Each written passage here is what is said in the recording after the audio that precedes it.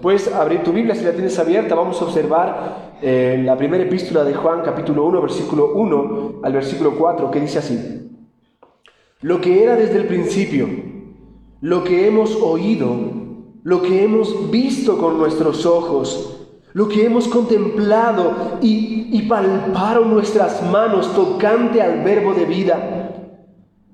Porque la vida fue manifestada y la hemos visto y testificamos y os anunciamos la vida eterna, la cual estaba con el Padre y se nos manifestó.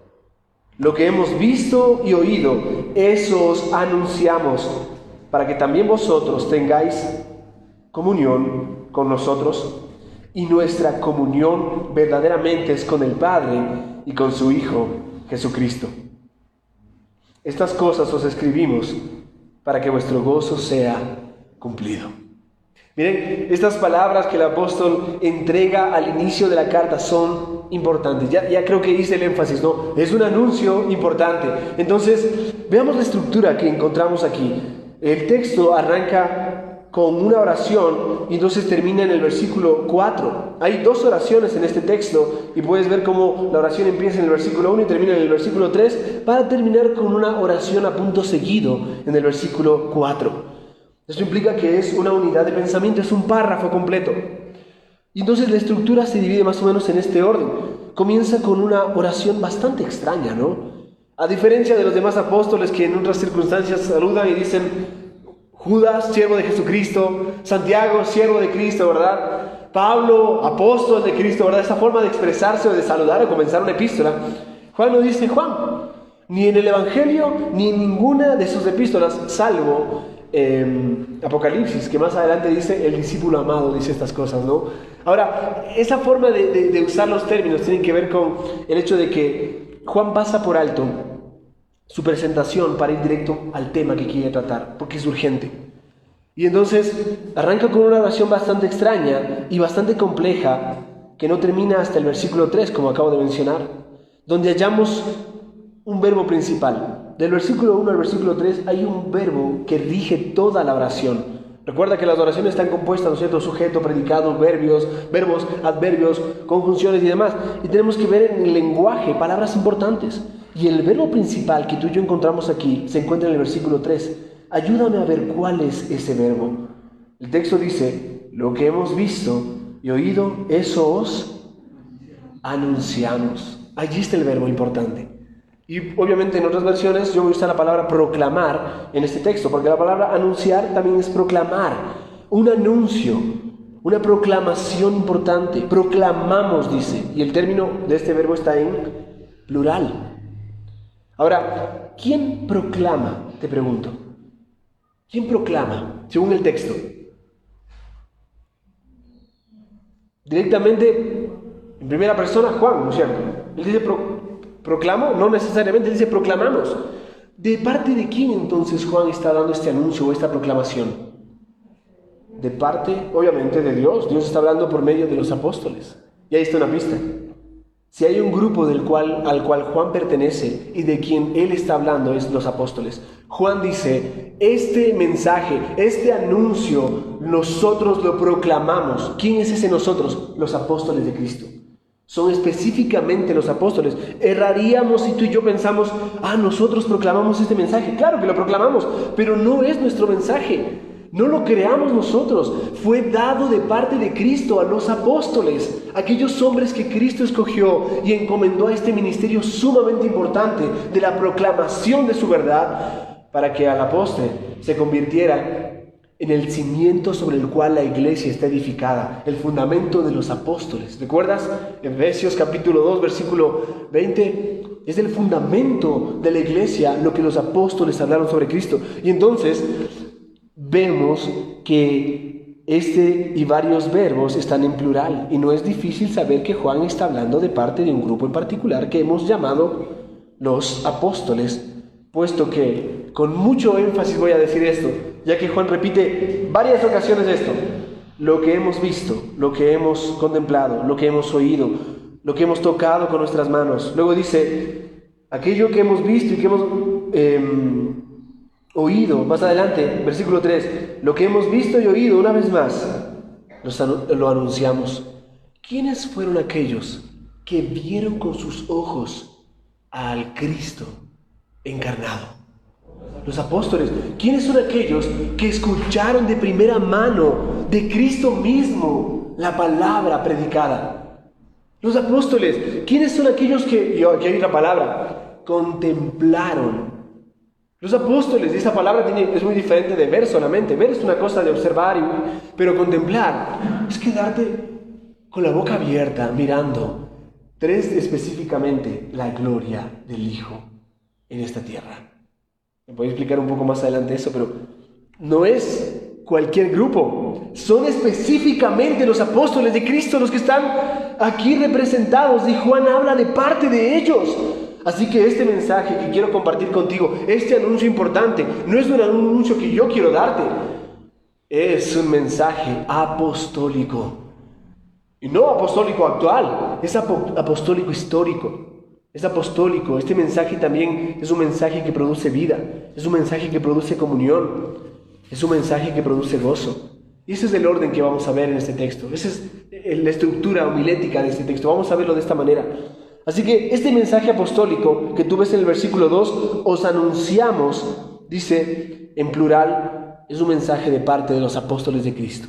Lo que ellos dijeron, lo que ellos anunciaron, lo que ellos proclamaron, lo que ellos dejaron por escrito, las cartas que escribieron, la entrega de ese anuncio y esa enseñanza a sus discípulos, como por ejemplo Pedro a Juan Marcos con el Evangelio de Marcos, Pablo a Timoteo, Pablo a Tito. Muchas de esas instrucciones y enseñanzas son las que nosotros tenemos aquí claramente especificadas. Pudieron haber hecho muchas cosas más, pero el Señor permitió que lo que ellos enseñaron quede claramente establecido en su palabra, porque lo que ellos hablaron es el fundamento de la iglesia. Ahora, ¿qué es lo que ellos anunciaron? El anuncio que ellos dan es acerca de la vida eterna. Es una palabra que Juan usa mucho aquí y allá, tanto en la carta como en el Evangelio. La vida o la vida eterna son palabras de correspondencia de Juanina diríamos por allí. Ahora, puede significar muchas cosas esta palabra vida eterna. Un montón de significados podemos darle. Vida eterna, lo que nosotros anhelamos tener. Vida eterna, la vida que Dios ofrece. Vida eterna, alguien encontró la fuente de la juventud en alguna parte, ¿verdad? No significa, puede significar un poco de algunas cosas, pero no significa la fuente de la juventud. Es claro que el texto manifiesta y se refiere a aquel que posee y que da vida eterna. La vida eterna no es algo sin sustancia o sin sentido o algo que tú tienes que tomar aquí o allá, un tipo de brebaje. Estamos hablando de una persona, de Cristo. Cristo es la vida eterna. Él es aquel que posee la vida y aquel que da vida. En el lenguaje original tú puedes encontrar la palabra, ese término, lo que era desde el principio, lo que hemos visto, lo que hemos oído, lo que hemos contemplado, lo que hemos palpado. Esa palabra lo puede ser reemplazada en el lenguaje neutro por él. El que era desde el principio, al que hemos oído, aquel que hemos visto con nuestros ojos, el que ha sido contemplado por nosotros y aquel que palparon nuestras manos tocante al... ¿Notas la expresión? Arranca con este término lo para después referirse a él, tocante al verbo de vida, a Cristo. Entonces todas las expresiones tienen que ver con aquel que es Cristo, el Cristo encarnado. El texto dice que Cristo se hizo carne, vino a este mundo. Cristo vino a este mundo. El Dios que adoramos, que cantamos hace un momento, está basado en el texto que hace referencia a aquel que abandonó la patria celestial para hacerse igual que tú y yo, semejante a nosotros, tomando forma de siervo. Cuando tú ves a Juan hablando aquí en esta terminología, él hace referencia a aquel Cristo que era desde el principio, o sea, preexistente, pero también hace referencia a aquel que vino a este mundo, aquel que vimos, oímos, palpamos, aquel que contemplamos, aquel que estuvo en medio nuestro, que vivió en este mundo.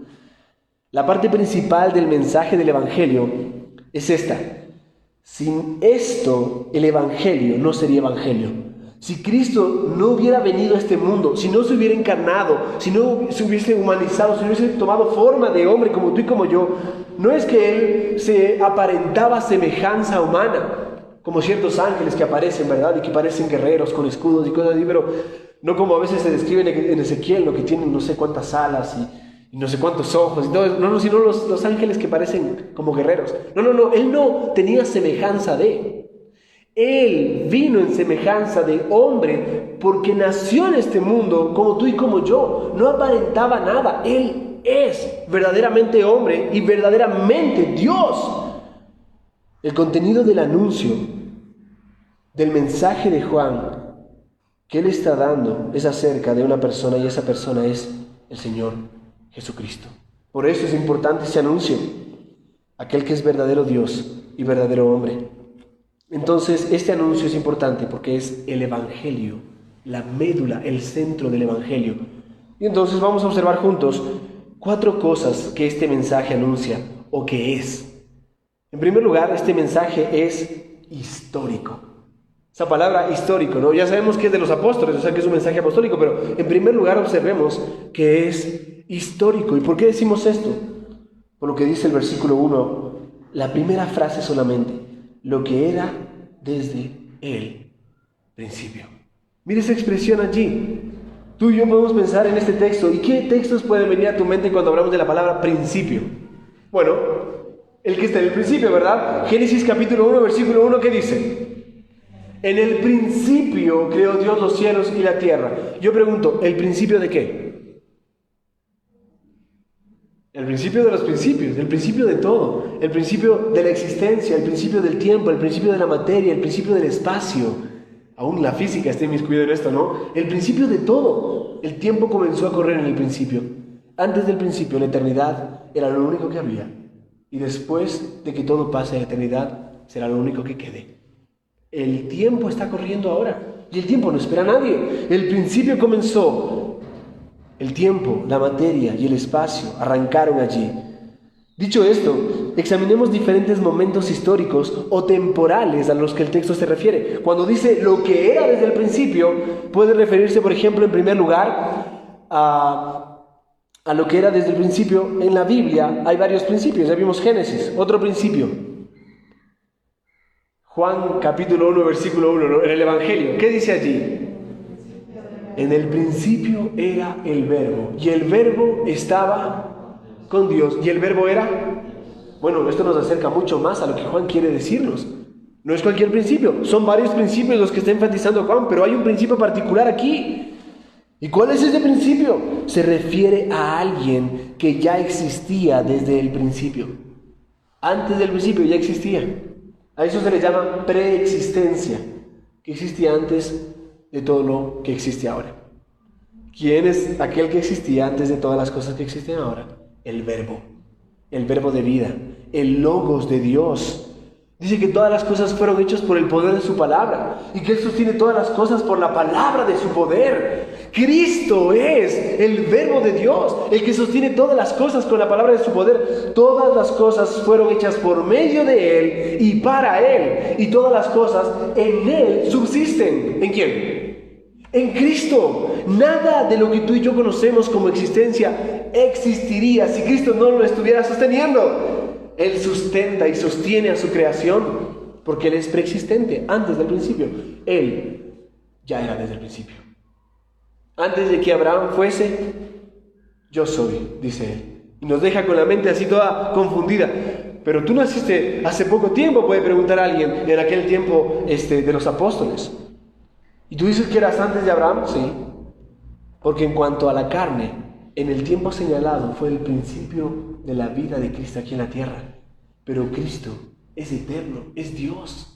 Él es preexistente, Él es verdaderamente Dios. Pero en el tiempo señalado, Él vino a este mundo. Y el principio de su vida aquí en la tierra comenzó como un hombre, como tú y como yo. Sujeto a debilidades, a dificultades, a hambre, a escasez, a dolor. Sujeto a padecimientos, aquel que soportó todo tipo de tentaciones y logró superarlas. Cristo se encarnó. Eso es el segundo principio que me estoy adelantando, pero el segundo principio que vemos aquí es la encarnación.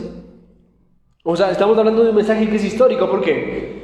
Porque ya era antes del principio, pero también vemos el principio de este Cristo aquí en la tierra. La encarnación tiene que ver con el Cristo que nace en un contexto como el tuyo y como el mío, aún mucho más humilde todavía, que no habiendo un lugar donde lo reciban, ni siquiera un cuarto, una habitación, tiene que nacer en un establo aproximadamente, posiblemente, muy humilde, y ser cubierto entre cobijas y pañales y paja.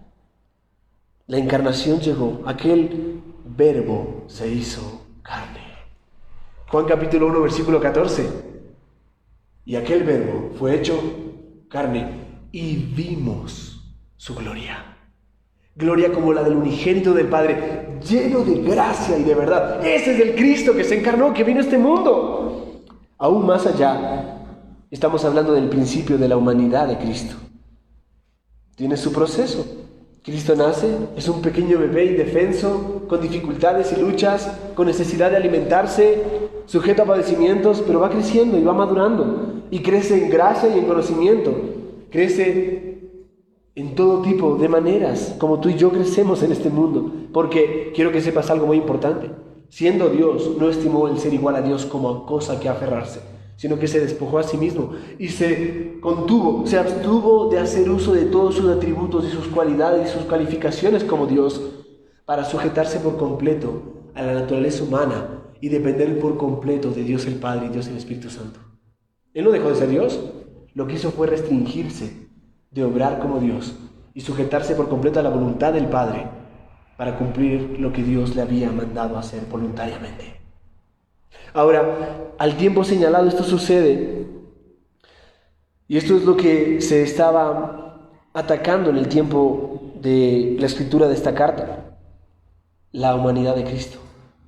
Muchos intentando defender que, no puede ser que Cristo, siendo un ser santo, superior, supremo, venga y tome un cuerpo como tuyo y como el mío, porque la filosofía griega que se movía en aquel entonces, los filósofos, los falsos maestros que estaban permeando la iglesia, enseñaban que lo material o lo físico es pecaminoso y lo espiritual, como el alma, es santo. Entonces, nuestra alma está encerrada en este cuerpo lleno de pecado. Eso no es verdad. Esa es una filosofía griega. Eso no es correcto.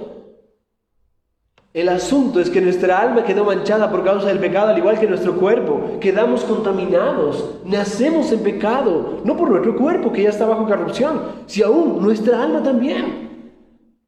La obra que Cristo vino a hacer al tomar forma humana es representarnos delante de Dios como justos, para que todo aquel que en Él cree no se pierda, sino que tenga vida eterna. Y en este punto tú y yo podemos encontrar algo maravilloso. Lo que ellos estaban atacando en medio de las iglesias, Juan responde con mucha energía, hablando de la encarnación, hablando del principio de la humanidad de Cristo. Juan habla acerca de Cristo como verdadero Dios y como verdadero hombre. ¿Y qué dice acerca de Él? Mira lo que dice el capítulo 2, versículo 22. El capítulo 2 dice en el verso 22, ¿quién es el mentiroso? Escucha esto es fuerte. Sino el que niega que Jesús es el Cristo. Este es el anticristo, el que niega al Padre y al Hijo. En otras palabras, allí en Juan capítulo 22 y también en el versículo 23 dice todo, versículo 22 y 23 del capítulo 2, dice el texto, todo aquel que niega al Hijo tampoco tiene al Padre. El que confiesa al Hijo tiene también al Padre. Mira, muchos estaban negando la deidad de Cristo y otros negando la humanidad de Cristo. Pero ¿quién es el mentiroso? El que niega que Jesús es el Cristo. El que niega que el Salvador, Mesías, es el ungido del Señor. El que niega. Pero no se queda allí. Juan dice esto más adelante, el capítulo 4, verso 3. Mira lo que dice ahora. Capítulo 4, verso 3 dice, y todo espíritu que no confiesa que Jesucristo ha venido en carne, no es de Dios. Y este es el espíritu del anticristo, el cual vosotros habéis oído que viene y que ahora está en medio en el mundo, dice. Este capítulo 4, verso 3, la palabra espíritu allí debe interpretarse con cuidado, ¿no? A veces uno dice, uy, espíritus, ¿no? Qué cosa rara será esto que está por aquí, hay un espíritu raro acá. Vamos a entenderlo en su contexto cuando lo estudiamos, pero la palabra espíritu aquí significa un principio de enseñanza o un pensamiento que se había formado en aquel entonces. Todo principio o toda enseñanza que no confiesa, mira la forma de expresión, ¿no? Que no confiesa que Jesucristo ha venido en carne, no es de Dios. O sea, si alguno niega la humanidad de Cristo, no es de Dios. ¿Te acuerdas cuando Pablo hace referencia en Gálatas capítulo 1, en los versículos posiblemente 6 en adelante, donde él se maravilla, pero de forma extraña? Él se maravilla no hablando de que está asombrado solamente o que está contento de algo. Al contrario, su forma de maravillarse tiene que ver con que está horrorizado. Y Pablo dice, estoy maravillado, estoy horrorizado de que tan pronto os hayáis alejado de aquel que los llamó para seguir un evangelio diferente. ¿Cuál era el problema? Que así como aquellos a quienes escribe Juan aquí en esta carta, Pablo también tiene que tratar el tema del problema, mejor dicho, de que había personas que estaban predicando el evangelio diferente. No, es el mismo, es igualito, es el mismo Cristo, solamente que no creemos que Él vino en carne. Entonces ya no es el evangelio. Tú quitas a Cristo de en medio como aquel que vino y tomó humanidad, tomó forma humana. Tú quitas la encarnación de Cristo de la doctrina bíblica y no tienes evangelio. Porque no hay alguien que nos represente en nuestra naturaleza. No hay alguien que pueda tomar la forma humana y representarnos correctamente delante de Dios. Ya no hay un representante, entonces Cristo no puede ser el Salvador. Tiene que haber nacido, tiene que haber venido a este mundo. Y eso es lo que censura Pablo cuando dice, este evangelio que les hemos anunciado en Gálatas capítulo 1, dice, si alguno viene con otro evangelio distinto al que les hemos anunciado, que sea maldito.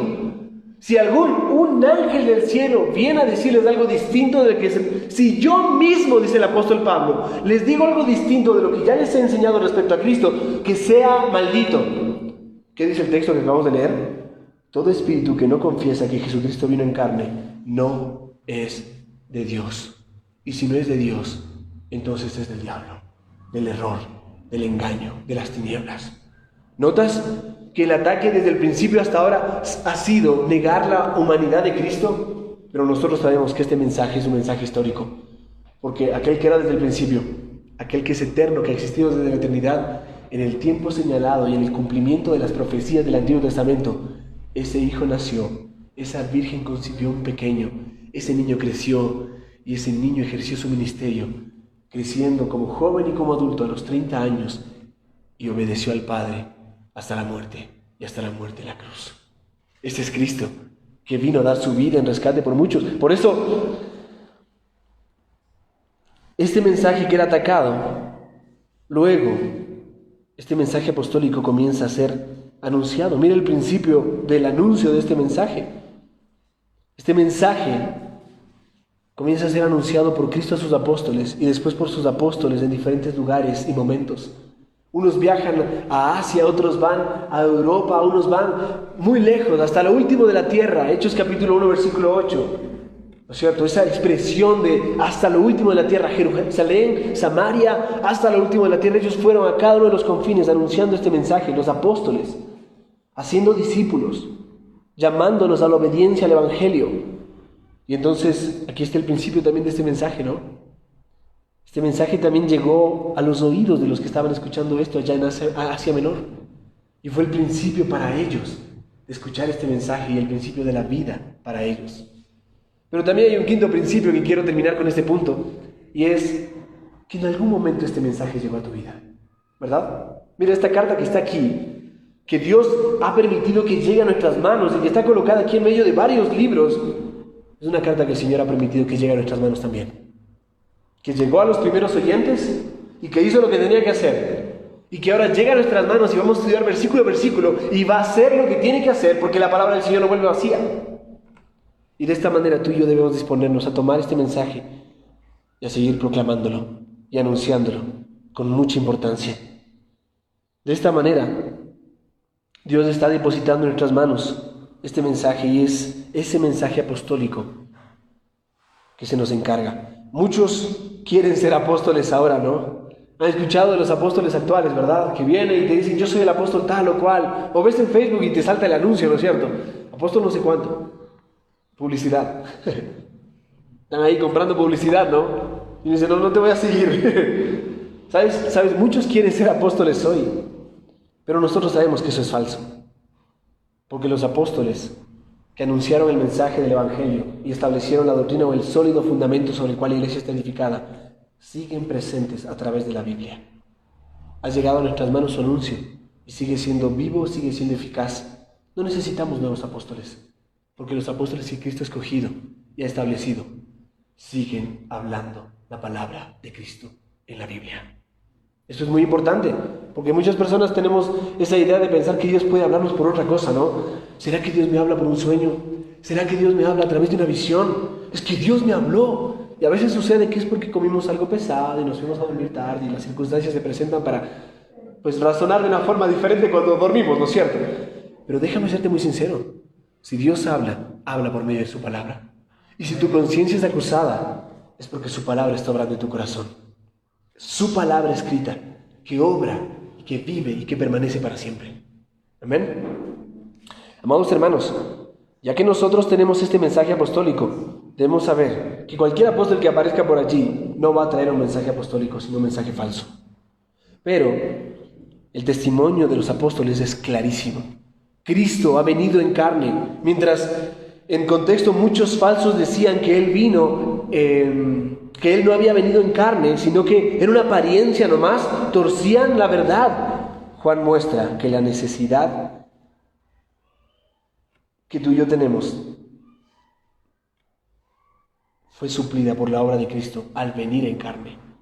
La necesidad de un Salvador. Necesitamos un Salvador.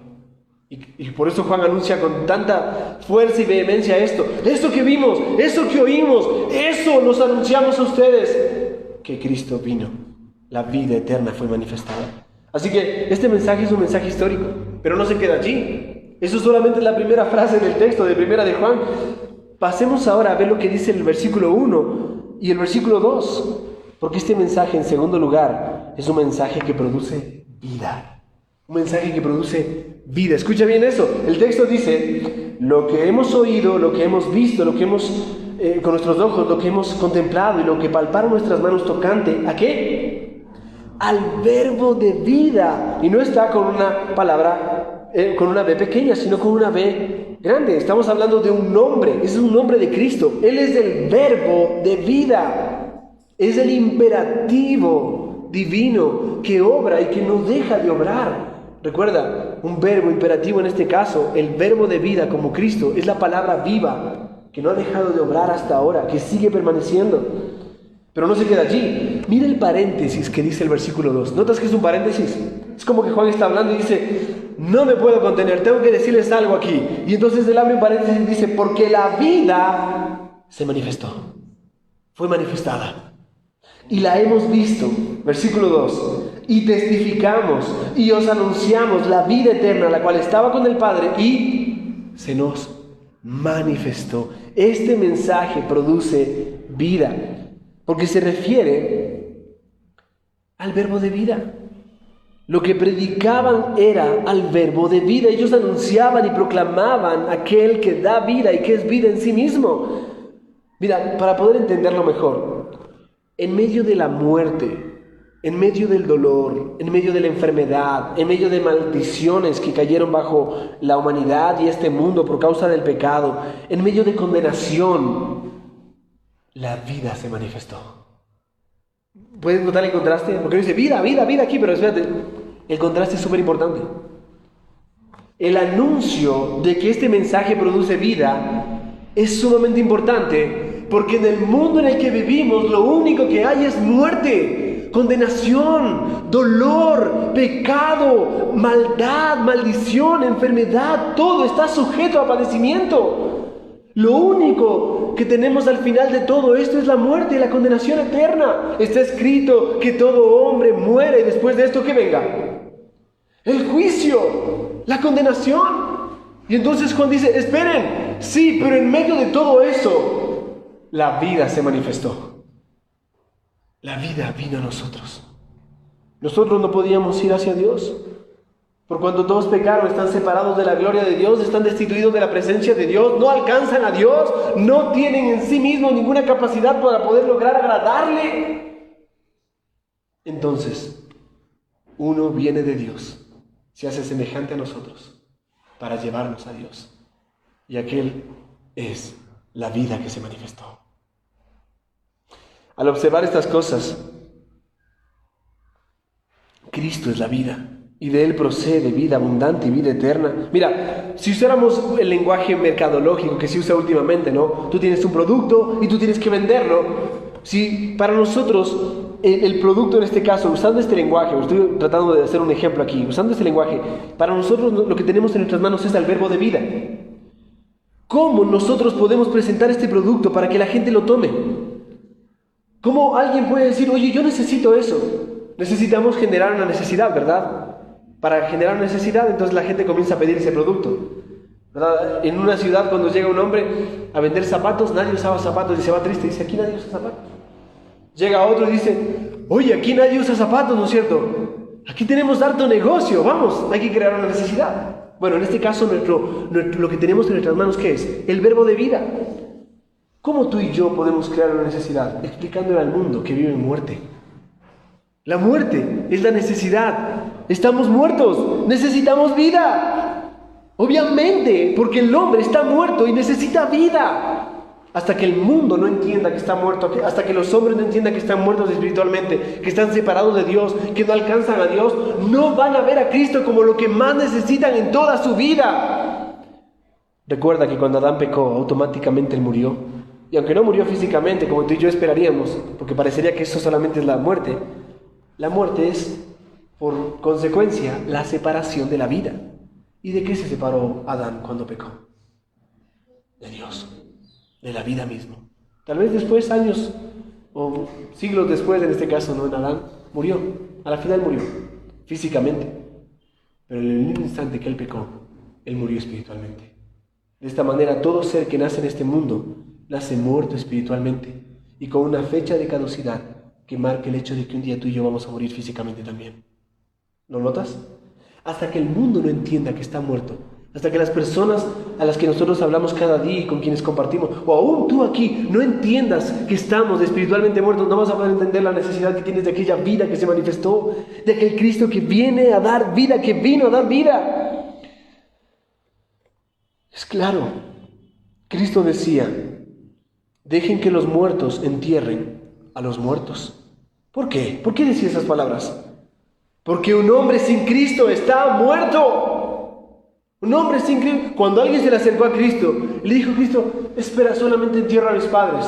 Eso significaba, espérame que ellos mueran y cuando mueran yo los entierro y entonces ya puedo hacer lo que tú quieras. ¿Qué le dice Cristo? Deja que los muertos entierren a los muertos. Tú sígueme. Seguir a Cristo es la vida. Tomar a Cristo es tomar la vida. Amar a Cristo es amar la vida. Toma a Cristo, porque Cristo dice, yo soy el pan de vida. El que me sigue no tendrá hambre. El que me sigue tendrá la luz de la vida, dice más adelante. Cristo vino a dar vida y vida abundante para aquellos que están muertos. Y si tú estás muerto ahora, toma la vida que Cristo ofrece gratuitamente. Él mismo dice en su evangelio, Juan, yo soy la resurrección y la vida. El que cree en mí, aunque esté muerto, vivirá. ¿Y a quién le dice esas palabras? A Marta, que con tristeza se acerca y le dice, ya está muerto.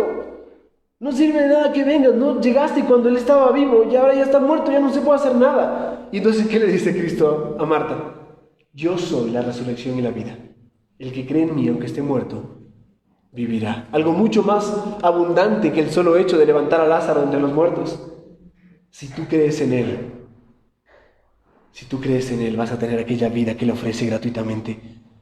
Luego dice en Juan 14:6, yo soy el camino, la verdad y la vida. Nadie viene al Padre si no es por mí. Si estás muerto espiritualmente, no tienes acceso a la presencia de Dios por causa del pecado que mora en ti. Si no vas por el camino que Cristo ha abierto, un camino nuevo y vivo, no vas a poder llegar a la presencia del Padre. Ninguno de los caminos, como los que llevan a Roma, van a llevarte al cielo. Hay uno solo, un solo camino. Sigue por ese camino. La senda es estrecha. El camino es difícil. Pocos son los que van por allí, pocos hallan la puerta. Toma a Cristo entonces y ve por Él. Él es el camino, Él es la verdad, la única verdad. No relativa, absoluta, firme. No mutable, no cambia, es inmutable. Toma esa vida.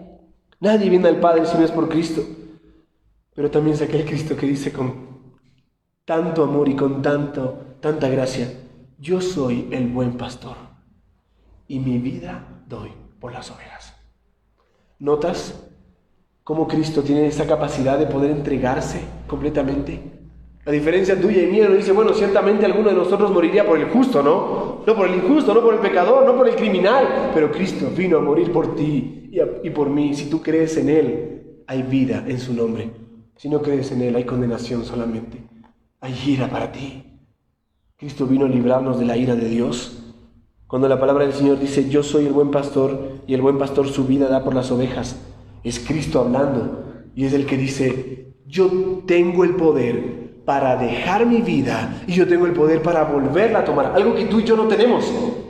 Bueno, voy a morir salvando a alguien, ¿no es cierto? Ahí quedó mi vida. Pero Cristo murió dando su vida por su pueblo, amando a su pueblo. Y al tiempo señalado, 3 días después, por el poder del Espíritu de Dios, se levantó entre los muertos, porque Él es Dios, porque Él es vida, porque Él es vida eterna. Podemos vivir en este mundo repitiéndonos que somos buenas personas.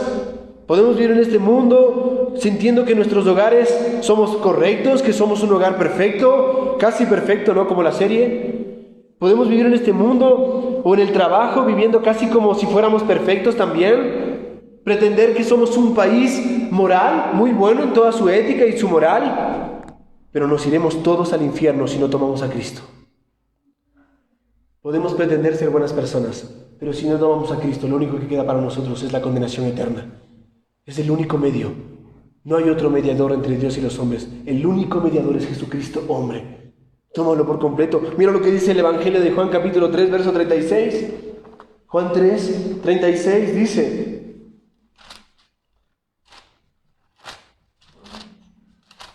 en el Evangelio dice: el que cree en el Hijo tiene vida eterna, pero el que rehúsa creer en el Hijo no verá la vida, sino que la ira de Dios está sobre él. ¡Qué tremendo! Una cosa es creer, abrazar y tomar por completo la obra, el mensaje y la persona de Cristo, y tomar la vida eterna que Él ofrece. Y otra cosa terrible es rehusar esa obra, rehusarte a creer en eso. No hay peor necedad. No hay peor necedad. Que el Señor nos ayude a abrazar y tomar este mensaje que produce vida. Pero esto no se queda allí. En tercer lugar, este mensaje produce comunión. El mensaje del Evangelio produce comunión. ¿Y qué significa comunión? Significa una vida de relación perfecta con Dios. ¿Has escuchado esa frase que dice, Dios no es religión, es relación? Bueno, hay una falacia y no es verdad. La Biblia habla de la religión pura y sin mácula. Habla de una religión, el cristianismo es la religión verdadera. La relación